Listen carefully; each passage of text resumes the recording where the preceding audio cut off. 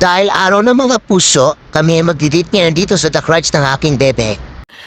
Sana all. At ayan, nandito na kami. Kita-kita ang kilig sa mukha ng ating bebe. Paano masabi? Hinihintay na namin ang aming mga order. Dahil nga araw ng puso, gusto ko magpuso. Yan kami. Ayun, wala na pala. At ito, dumating na aming order. Tara, kain tayo.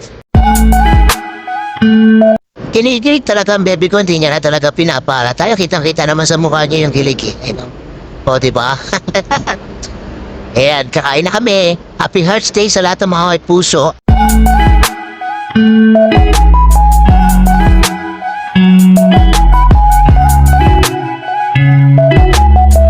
Wow.